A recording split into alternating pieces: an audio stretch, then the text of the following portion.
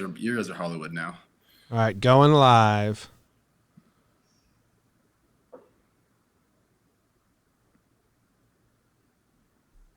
Might be live right now. Sure are. Hey. What's going on? It is Talking Baseball. Trevor Plouffe is joining us, and we're talking about the proposal to cancel about 40 minor league baseball towns. Let's do it.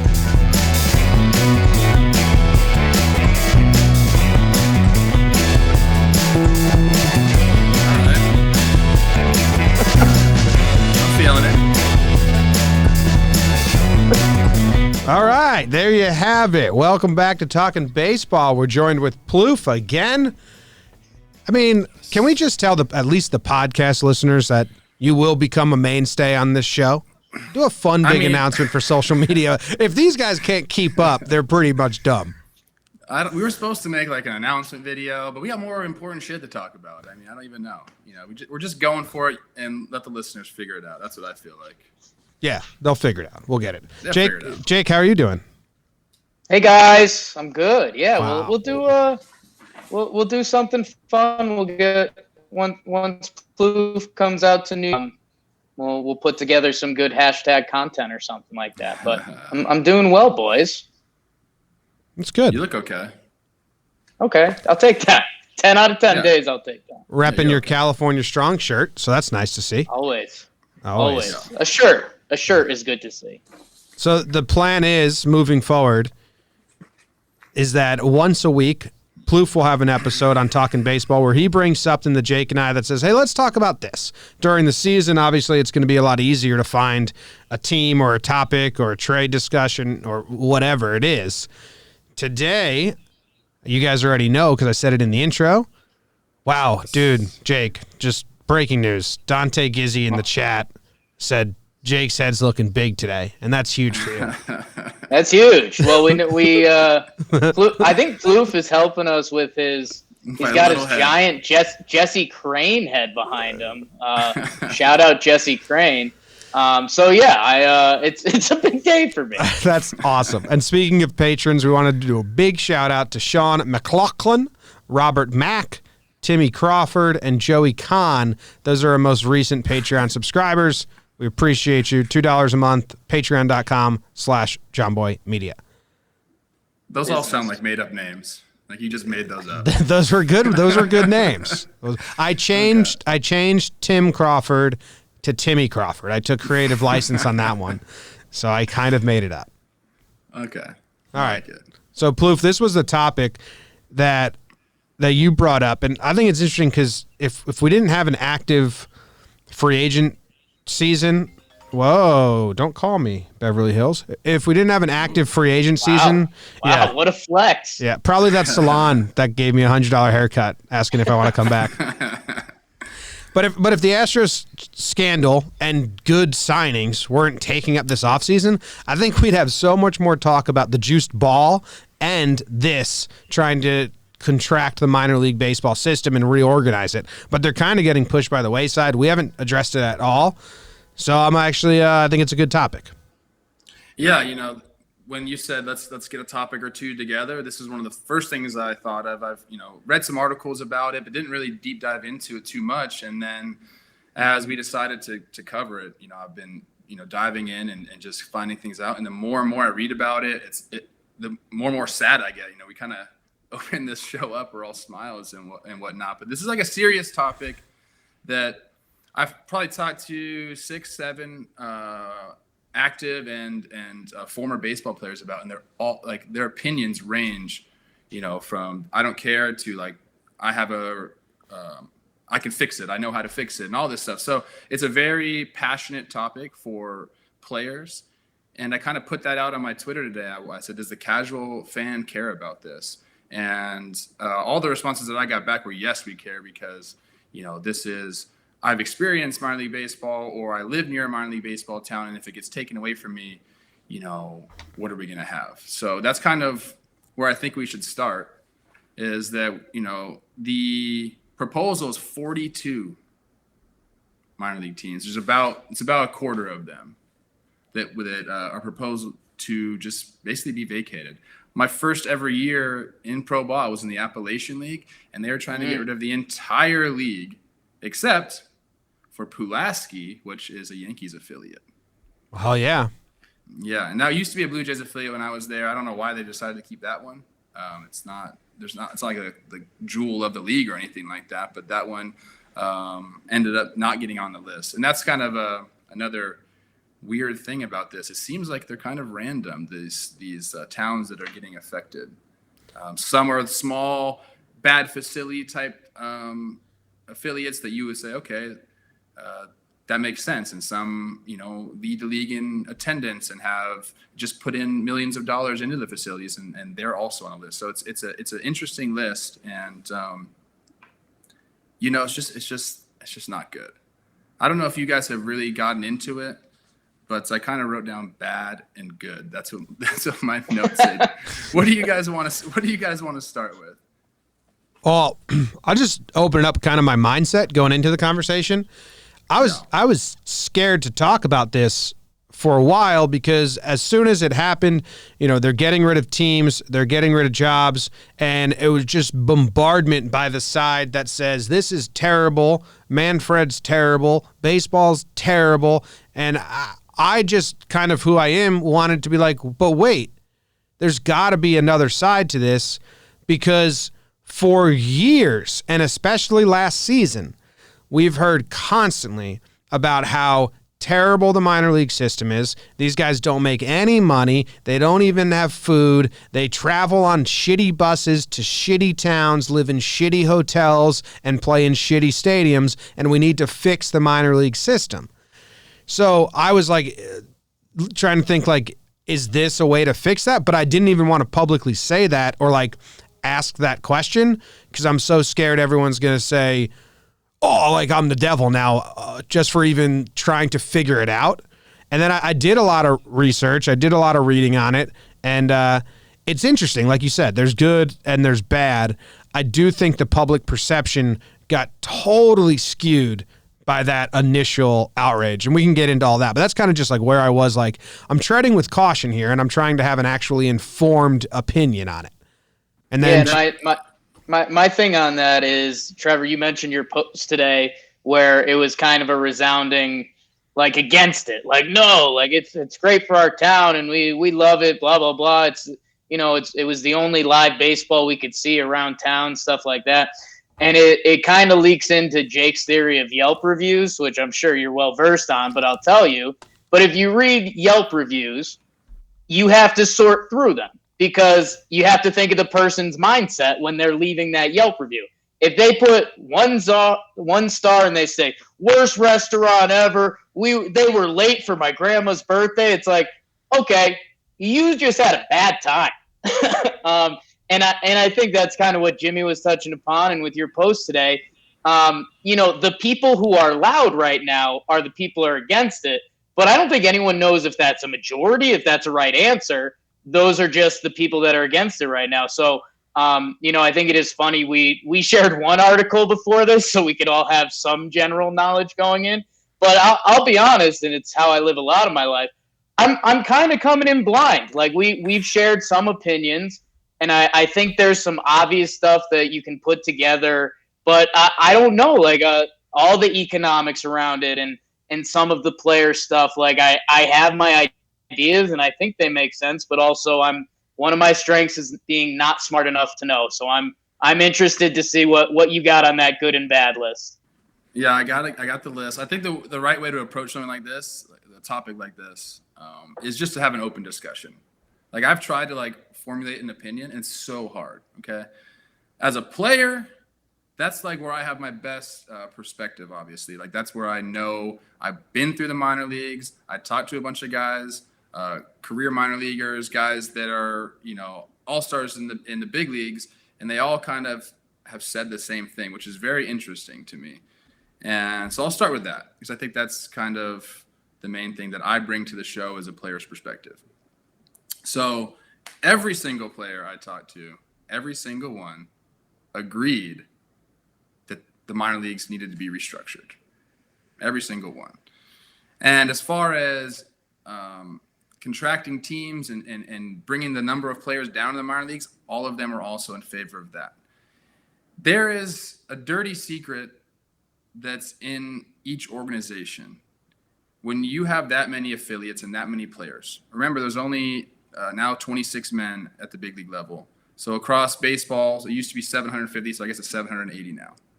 780 jobs, and sometimes these teams have, 8, 9 affiliates. So there's just a ton of guys in the organizations, and an overwhelming majority of these guys, and then no one will say this, but an overwhelming majority of these guys are what I've heard people call, I never call them this, but I've heard from front offices call them fillers.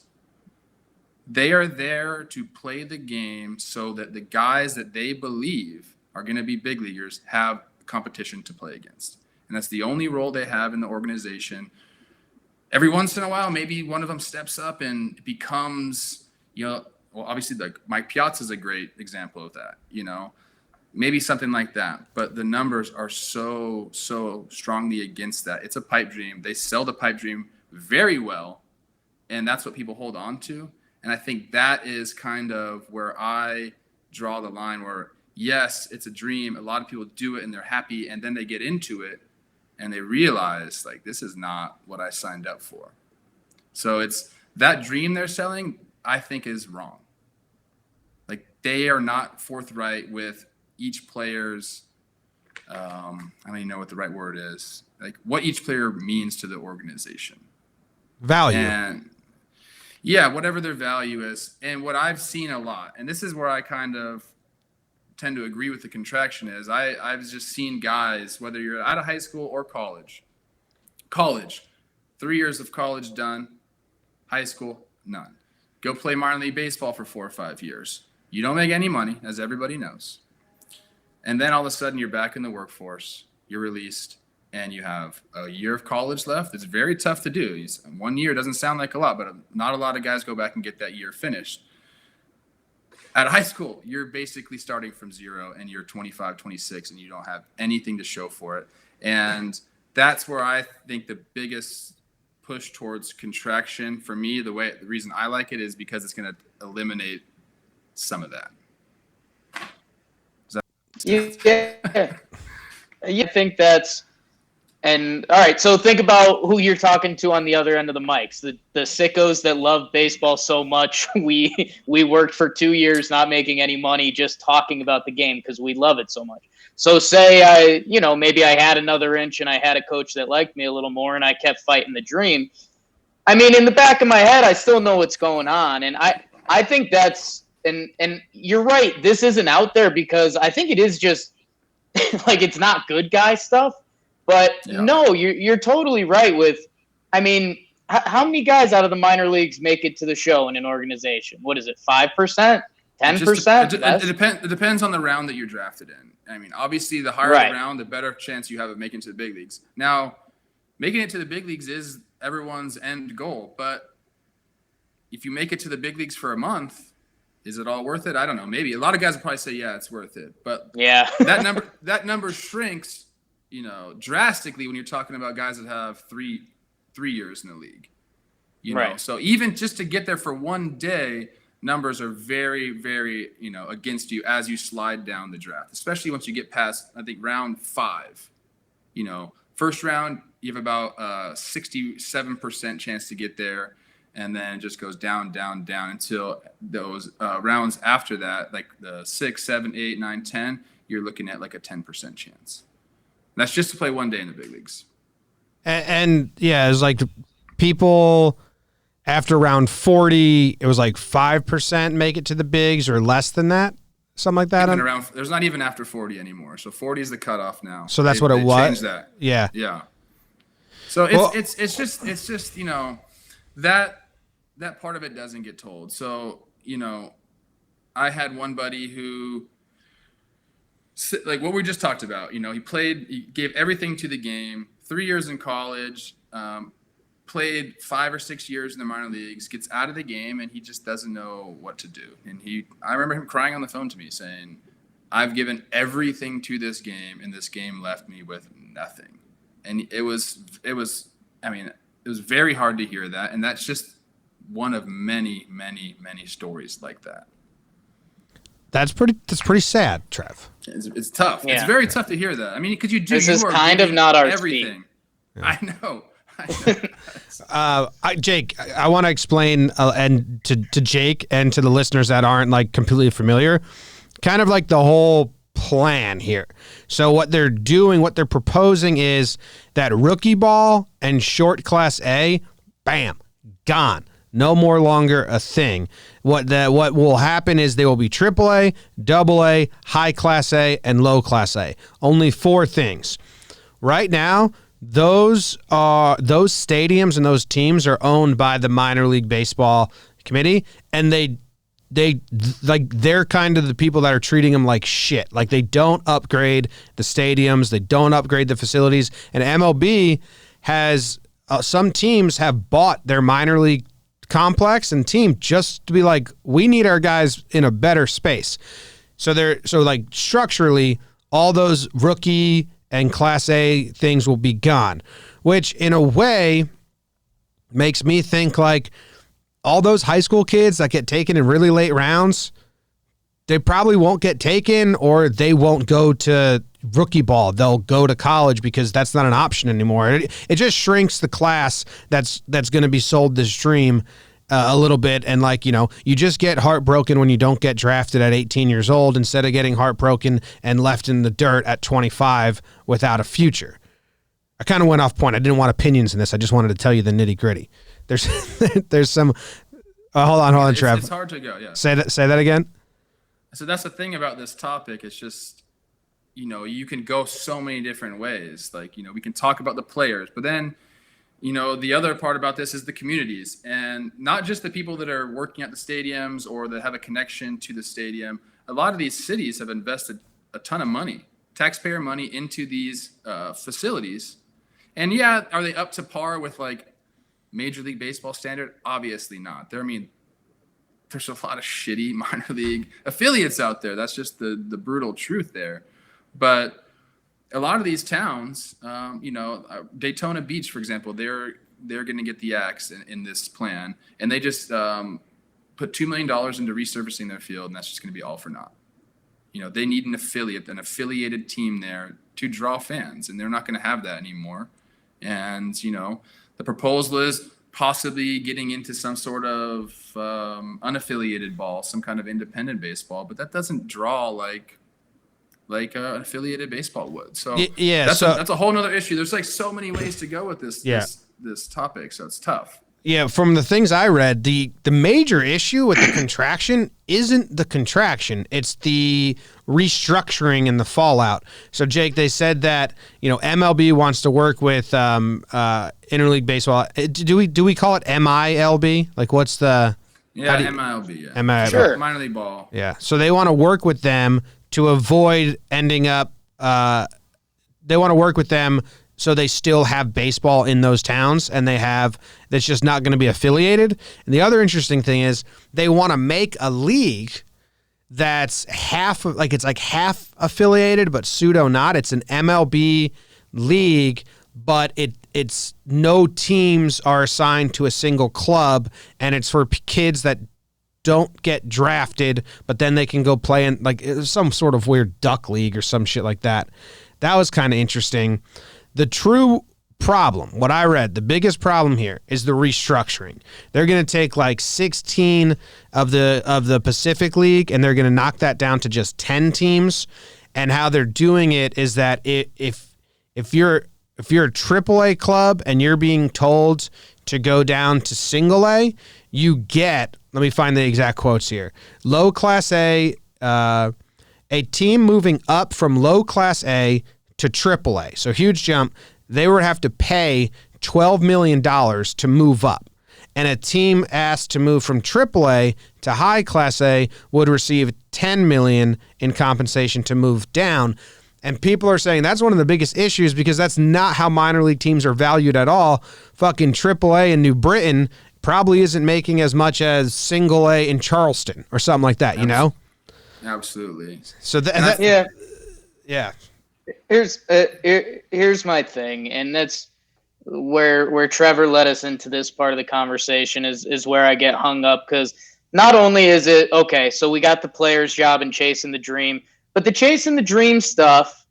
I mean, look at the flat ground app. Look at exit velo stuff. Look at independent leagues. If you want to chase that dream, go get that butterfly. Knock yourself out. You can do it without some of these baseball teams. Where I do get caught up is in the communities. And I mean, I haven't even thought about like the government stuff. Like if I'm Daytona Beach and I just put $2 million into a field, I just turned 30. I'm starting to get that old man tick where it's like that kind of thing pisses me off. And the other part where I will get romantic on this, as I just kind of crapped on the 95% of dudes that are playing minor league ball that aren't going to make it, is growing this game. I mean, I think one of the teams that's getting taken out is supposed to be the Wyoming team that's just out in I forget if it's Casper or where it is. I mean, it's in bumfuck. I went up there once for work one time. The line they used on me was, "Behind every tree is a beautiful woman. There's no trees in Casper, Wyoming." Yeah, it's a good line. Good one-liner if you're ever in Casper. But I just think, and again, this is where I don't have enough knowledge, where we've got minor league baseball players wanting more money. Everyone wants MLB owners to spend more money, whether it's on their players, their building, everything like that. And so I just don't know how those actual financials go into a pot, because I want to say, hey, why don't we just tell the owners to fork over a little more, blah, blah, blah. That always seems to be the answer to everything. Yet I know if I was the owner, I wouldn't want that. So the only romantic part of me in this conversation is baseball in small towns. And then I think there is something to an economy. And I think Trevor's kind of bigger question that's been overlooming all of this is, like, do people actually care? And I think the answer is kind of no. Like, I think if this happens, you'll have a little bit of outrage, and then it'll be 5 years later, no one cares, and then they'll do a documentary about 3 small towns that got severely affected by this, and then we'll move on again. But and that's like some big picture stuff right there. But I feel for the communities and those people that did comment on your tweet that are like, hey, we go to those games. Like we can't drive up to Wrigley, pay $75 to sit in the bleachers, if that. I mean, it could be more, when we can go to, we're doing the Iowa game this year, Field of Dreams, and we were looking for hotels in that area. You can't find them. So I don't know. Some of this small town stuff, that's the part that really gets to me. I think that's a good point with like the Wyoming thing. Like I didn't look at a map. There are maps available where they plan on restructure everyone, but keep minor league baseball affiliates in places where there's not Major League Baseball. That seems like common sense to me. Like, make it the radius. So, we love this sport. It's faded with. What's that? They don't. So they want, really what teams are looking for is they don't care that Wyoming doesn't have an affiliate anymore. They want all their teams clustered. They want them as close together as possible. So it's just easier for them to get guys up and down. Right. I do think that's also cool though. Like, if you are if you're a Yankees fan and you can go to the Staten Island Yankees and the Trenton Thunder, like they're within a day's drive. When there's like a rehab or there's a huge prospect, if it's in the region. So now I'm contradicting myself, because I do think that's kind of cool. Well, the reason the teams love it is, and I was just the last team I was a part of in the minor leagues was the Lehigh Valley Iron Pigs. What a name. It's a great name. We had a bacon strip as our hat. Yep. Is there a picture of you wearing that somewhere? Yeah. Yep. I'm sure there is. I'm going to Google it. Yep. So what the teams would do, because that's only an hour outside of Philadelphia, is they'd have a reliever throw an inning or 2 innings in a big league game and say, well, we can't use you tomorrow. See ya. Back down to AAA. This guy can drive up, and it just makes it that much easier for them to play that like taxi squad thing, which players don't want. I mean, if you go up there and do your job and you pitch an inning and a half and you do a good job, you shouldn't get sent down just because your affiliate is an hour away. Like, so that's kind of what they want to do. It's why they want everyone so close. But my buddy who I talked to, and again, we're kind of all over the place, and it's just one of those topics where it's hard not to be. So I'm going to try to stay on a point here with the players. We were talking about guys who are the draft being significantly less. I think it's going to go down to 20 rounds or something like that. That's what the proposal is. So less guys, less diamonds in the rough, more guys they think are prospects. And he says, and I'm going to read the text from him because I don't want to mess it up. He said, the tough part is the guys that weren't big picks or signed out of any ball have a better chance now than ever due to some of the advances in the evaluation in our player development department. So he's saying, like you were kind of alluding to, Jake, that there's a real chance for a lot of guys now that maybe didn't have or don't have, the height, the speed, the strength, right away to get seen now because of these, advanced player development systems that that's the Iron Pig. That's not my bacon hat though. That's just the Iron Pig hat. Yeah. Well, can't win them all. Yeah, that's a nice facility, by the way. But yeah, so it's again, I had this text going, and this is I feel like these texts are relevant, so I want to read them. This guy was an Ivy League grad, or is an Ivy League grad. One of the smartest guys I ever played with. He says, I really wish I could consult for a team and completely revamp the developmental system. I bet you could create an organization for players that will hold out for. So he's saying, like, A-ball, AA, AAA doesn't even make sense for teams either. Like, it should be completely different, like almost like an academy, which is a whole different ball game than we're talking about now. And I think teams are kind of looking that way. It's like, do we need 140 game seasons for our players to develop? Like, maybe they don't.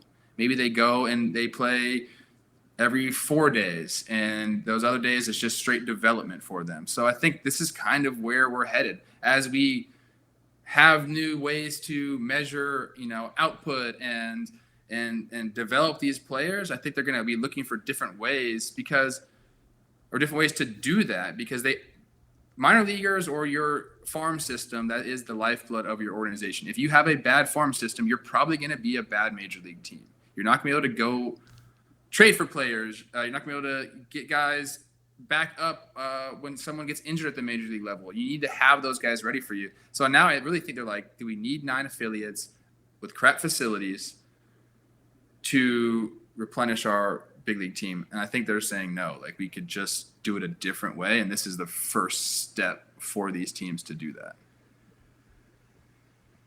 If they did an academy type thing, is there games? Is there a crowd service there?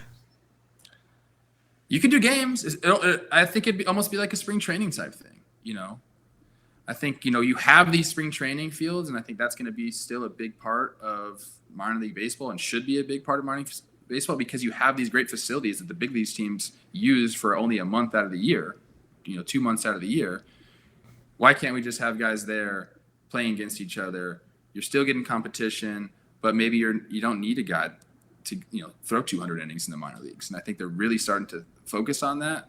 And like I said, I think this is just the first step in a new wave of player development, which, again, I don't really have an opinion either way, good or bad. I think it kind of makes sense, but then, the old school baseball guy in me is like, that doesn't sound like real baseball. Yeah. That sounds super weird to me. Man. It's an interesting thing. There it is. And then what happens to all those? There we go. We got the bacon hat on, Trevor, finally. And I guess that's where things get really crazy, because what happens to all these other facilities? What happens to Coney Island? What happens to New Hampshire? What happens to Syracuse? What happens to every minor league if we just go straight to those facilities, like you're saying? I don't know. Like in my head, it feels like it feels like the contraction from everything we've said player-wise makes sense.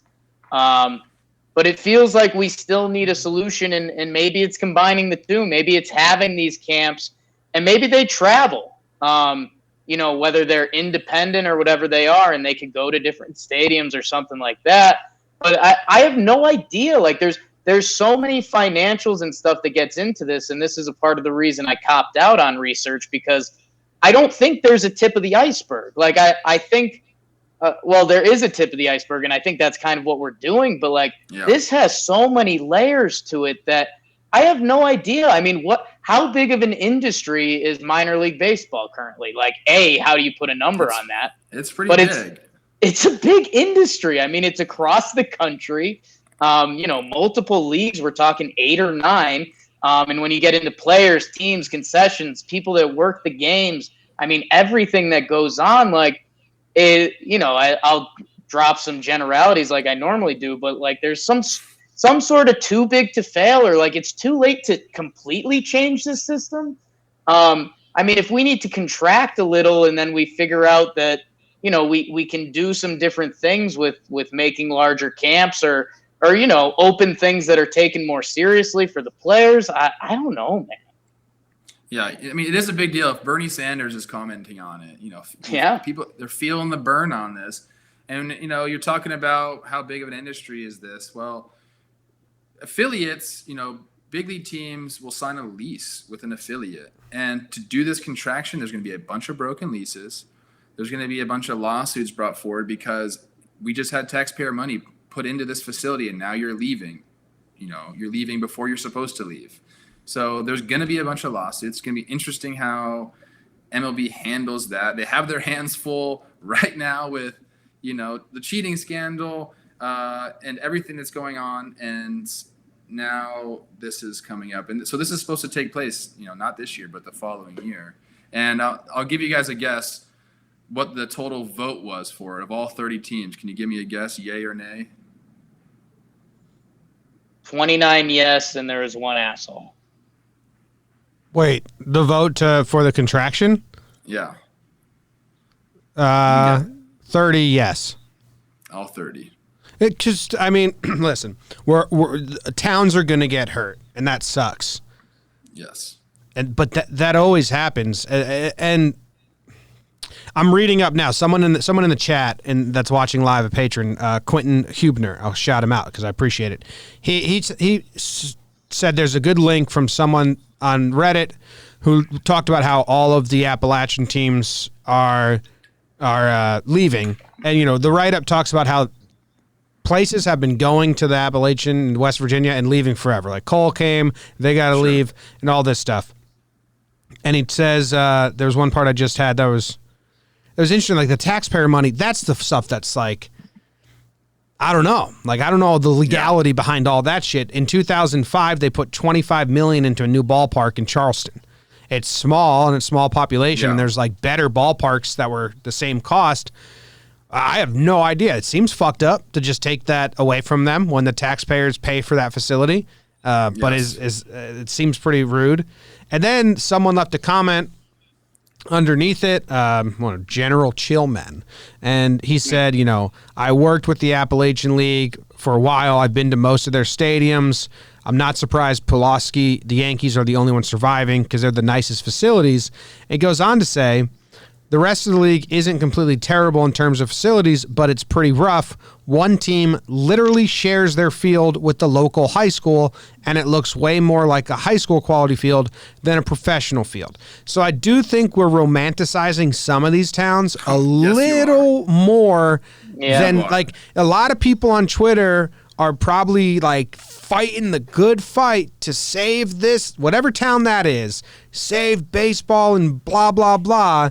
And if they were to show up and see what they're fighting for, I think, and it's a high school field, like literally a high school field, I think they'd be like, oh, I kind of get it. You would. Absolutely. I mean, I've said this multiple times. When I first signed 2004 out of high school, you're like, hey, I'm a professional baseball player now. Like, I can't wait to go and play at these facilities and just start this whole thing. And then you get to these facilities and you're taking a step back. I'm talking about high school ball. You're taking a step back from that. I can only imagine coming from a big Division I program or somewhere that just has nice facilities in college baseball, and then having to go play in the. And I hate saying this because I had a great time there and I love the people there, but you have to go play in the Appalachian League. It's tough. You're going backwards. You ever play in the Pesos League? No, because you made it to the pros. But you ever seen footage of the Pesos League? I don't know what the Pesos League is. Is that bad? Google it. Dude who does our intro song for Talking Yanks, Stan Zlotnick. I think he played in the Pesos League I mean, it's like Is that an affiliated league? Like, should I? no, it's not an affiliated league. Oh. It's like they did a documentary on it. It's like last ditch. Yeah. It's like, and it's like I mean- it's like less than like my brother's little league teams. Yeah, and I hate people bringing up the fact. Like, whenever Pecos, not Pecos? pesos. PECOS. I'll have to check it out. But I think what people really hate is when teams are like, oh, we don't have enough money to make these facilities good. Which obviously they have enough money to make all the facilities good if they wanted to, but it doesn't make sense for them business-wise to do it. And if they see a flaw in the minor league system, which I think they do, like it's quantity over quality right now. They want quality, more control over it, and that's what they're going to do. I mean, that's what these guys are. I mean, they're businessmen. At the end of the day, these MLB owners are businessmen. If they can cut out some expenses, travel, and they can see a better end result from their player development because of it, they're going to do it. And that's why it's a 30-0 vote, and that's why it's going to happen. And we are romanticizing some of these towns. There's some towns that are just brutal towns, so we can't forget that. I think as a player, like I said, every single person I talked to was like, yeah, like they need to get rid of like at least 5 of those leagues. It's too much. So it's tough when you're talking about, yeah, people are going to lose their jobs. Some of these towns are going to not have this stream of income coming in, but at the same time, it's a business decision for these guys, and it's coming. And it's tough. I'm not leaning either way on it. It's very difficult for me. Someone responded to your tweet, and they said contraction would cost the host cities tons of money and cost a lot of ball players, coaches, and ballpark employees their jobs. And that's completely true. 100% true. And then their next sentence was, the only benefit seems to be more money for billionaire owners. And I just hope that we kind of shed light on, like, that may be a benefit. The rich may be getting richer. But as you said, every player you talk to, there's far more benefits than just the billionaires getting richer. Like, the system's broken. And we've been screaming from the mountaintops that minor league baseball's broken for years now. Like, the Blue Jays just raised all their prices for all their players, and they got applauded. So MLB's saying, we're going to try and do this because their mission statement says, the MLB Deputy Commissioner, Dan Halem, said, from the perspective of Major League Baseball clubs, our principal goals are upgrading the minor league facilities that we believe have inadequate standards for potential MLB players, improving the working conditions for minor league baseball players, including their compensation, transportation, and hotel accommodations. And we've been yelling about that shit forever, that the pay, the travel, and the food sucks for minor league baseball and is near criminal. So, like, they're saying, like, let's try and fix this. Now, does it also help them out and make them more money? Sure. Could they just pay everyone and do that out of their own dime? Yes. But let's not be, like, dumb. They're not just gonna do that. But there are benefits for players in the league if this, when this is this a certainty? That's what I don't even know. Whenever you have something past 30-0 for the owners, Yeah, it's coming. And like they might have some legal battles, like you said, but I think it's coming. yeah. The towns that put money into it, and the towns who have that diehard minor league fan, like Dukes from semi-pro. I feel for them. Yeah, it's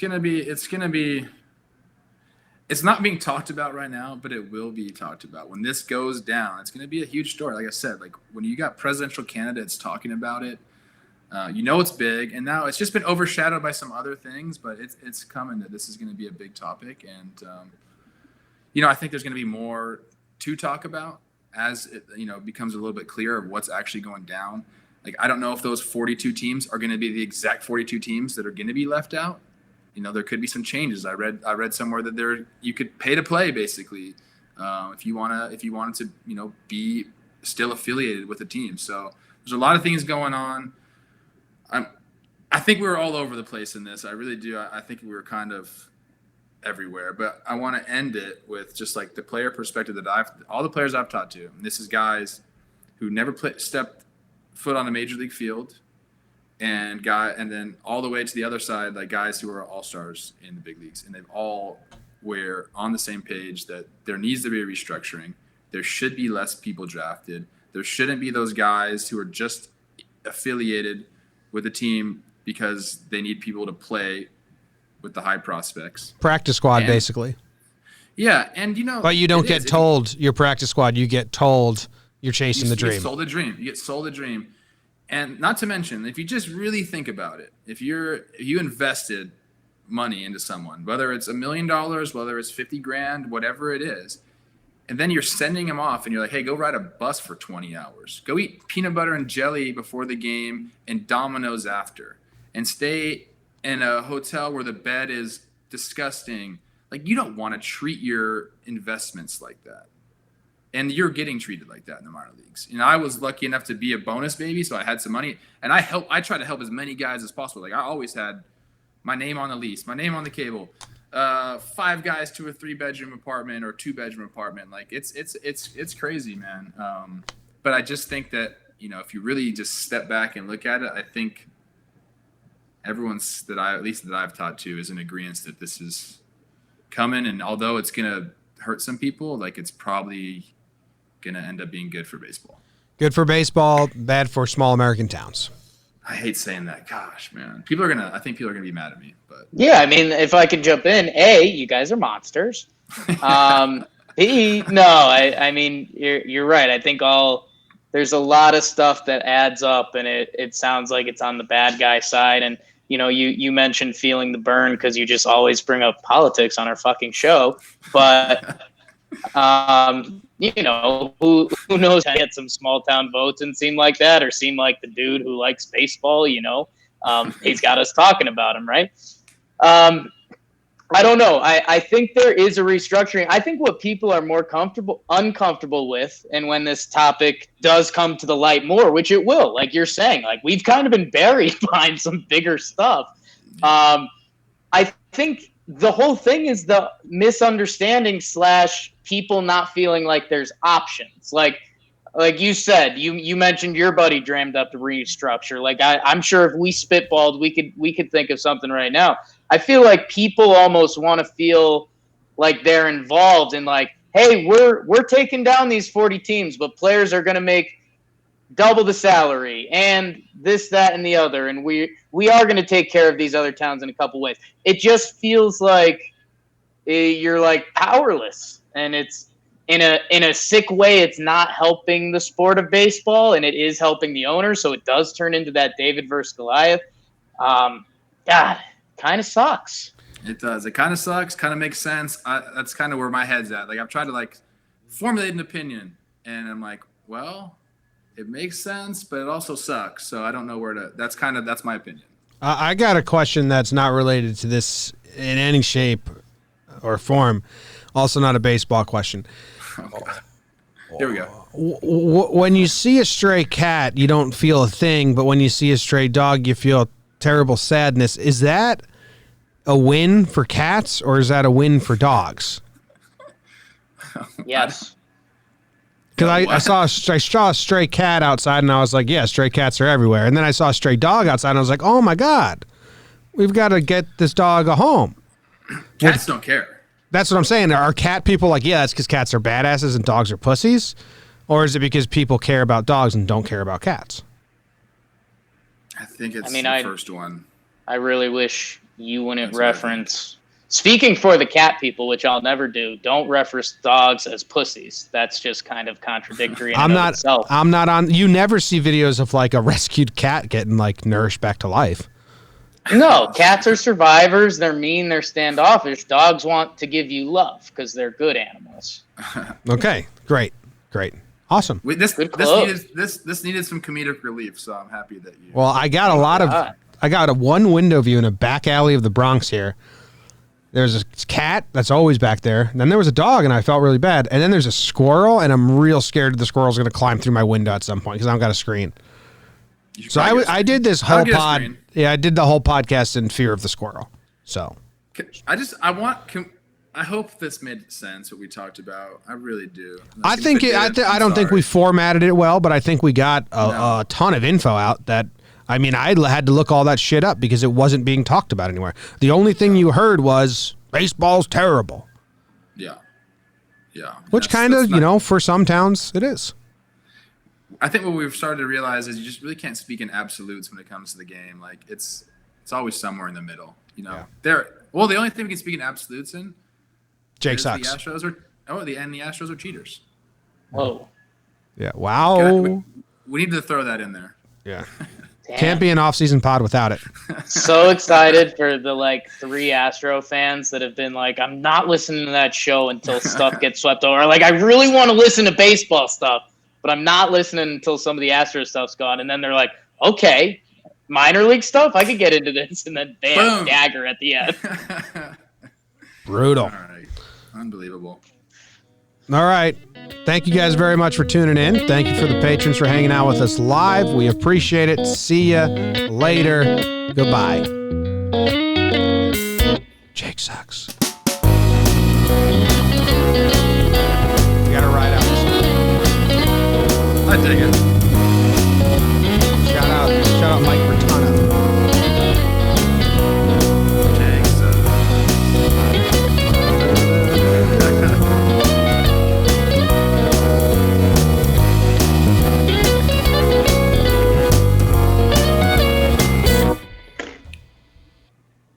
Thanks, patrons, for hanging out with us. See you later.